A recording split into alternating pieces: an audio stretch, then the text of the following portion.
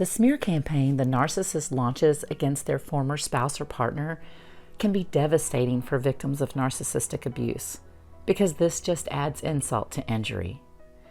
Hello and welcome to my channel. My name is Lisa, and in this video, I'm going to address the narcissist smear campaign. It's disappointing, to say the least, that in an era of Me Too, with so many survivors of abuse coming forward and actually being encouraged to come forward and share their stories, there's still people who just doubt the victim. And victims know they're going to be under scrutiny if they speak up. They know they're going to be blamed for not knowing better. And they'll hear questions like, well, why did you stay so long? Why did it take you so long to speak up? Victims are well aware that some people won't believe them. Even those victims who can prove they were abused are often met with skepticism. And it's ironic that in the same era of encouraging victims to come forward, so many disbelieve the victims and they look for the victim to have some sort of agenda. These people have no idea of the strength it takes to come forward. They have no idea how humiliating it is to admit you've been abused. They have no idea of the shame and the embarrassment that the victim feels for staying in the relationship for way too long and for tolerating the abuse. And these people are enablers. They're the flying monkeys. And it's because of them that the abuser is able to carry on with their abuse by simply finding a new person to abuse. These enablers, these flying monkeys, pour salt into the wounds of the victim when they believe the abuser's lies and sometimes even decide that the victim themselves is actually the abuser.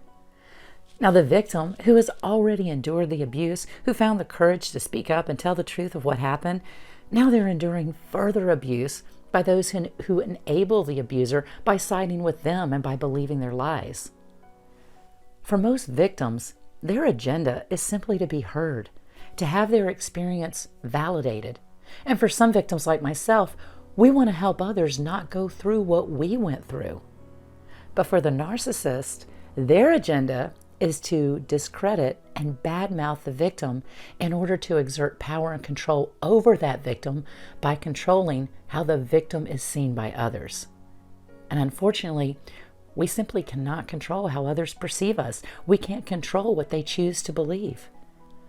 But think about this. Most people who have bought the narcissist smear campaign don't even know you. They've either never met you or they've had very little interaction with you.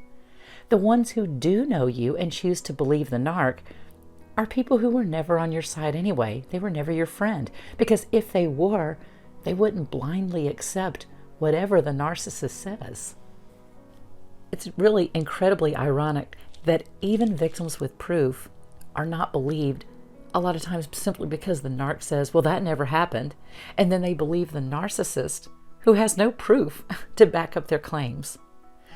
While you are in the relationship with the narcissist, more than likely you engaged in some people-pleasing behaviors.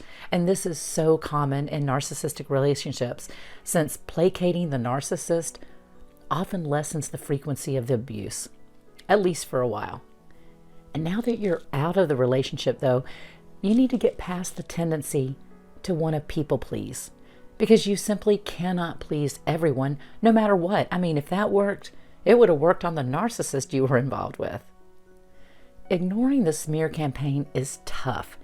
It is natural to want to prove yourself and to prove what you went through to the disbelievers. People tend to believe whatever information they hear first. And believe it, the narcissist got to them before you did. They were smearing you before the relationship ever even ended. So that when the relationship does end, the narcissist already has their narrative in place. As hard as it is, let the narcissist flying monkeys think whatever they want to think. You can't do anything about it anyway. Those who spend a lot of time around the narcissist will one day themselves see the mask slip, just like you did. So be glad you're out. Surround yourself with those you love and trust and those who support you. Don't engage in the smear campaign. You're not responsible for the way other people choose to think about you. Smearing you is actually the final stage of the narcissistic relationship. It's the narcissist's final, desperate attempt to control and manipulate your life. So just live in your truth. Pursue your dreams. Pursue your goals. Focus on the life you now have, one that's free from abuse.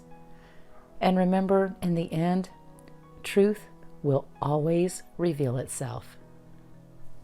Thank you so much for taking the time to listen. May you all have a very blessed day.